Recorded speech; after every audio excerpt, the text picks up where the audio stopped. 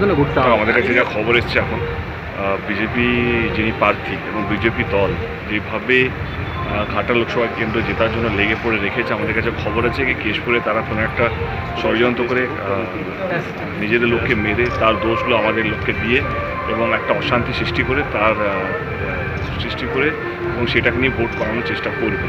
আমি তোমাদের চ্যানেলের মাধ্যমে প্রশাসনকে বলতে চাইবো কি ওরা এখন বুঝতে পেরেই গেছে কি আর জেতার কোনো রাস্তা নেই যদি এরকম কথাবার্তা না বলে বা এই যে মৃত্যু রাজনীতি এখন ওরা শুরু করতে চলেছে 10 থেকে 20 তারিখের মধ্যে বড় ষড়যন্ত্র করার প্ল্যান চলছে ওদের বিজেপি প্রার্থী এবং তার দলের।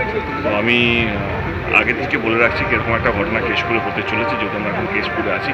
আমি কেশপুরে 10 বছর ধরে শান্তি রেখেছি, কেশপুরের মানুষকে ভালো রাখার চেষ্টা করেছি এবং জেতার জন্য বিজেপি দল এবং তার প্রার্থী যেইভাবে উঠে পড়ে লেগেছে, যেভাবে সন্ত্রাস করার চেষ্টা করবে, তো সেটার জন্য আমি আগাম জানিয়ে রাখলাম চ্যানেলের মাধ্যমে, প্রেসের মাধ্যমে প্রশাসনের কাছে এবং ইলেকশন কমিশনের কাছে।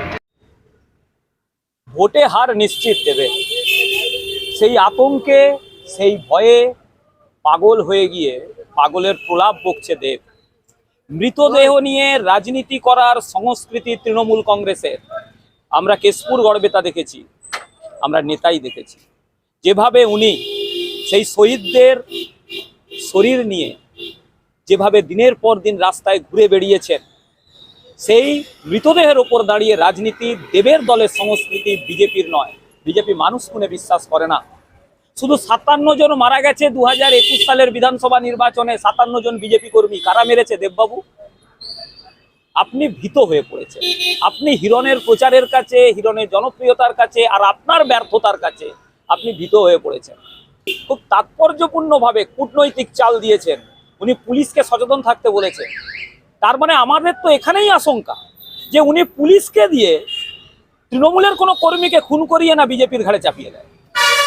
এই জায়গাটাই আমাদের আশা, এই জায়গাটাই আমাদের হচ্ছে আশঙ্কা। আমি এসপি ধীতিমান সরকারকে বলছি, দেবের সাথে অ্যাডজাস্ট করে প্যাক্ট হয়ে এই নোংরামি যদি আপনি করেন, আপনার চাকরি জীবন কিন্তু দীর্ঘ এখনো।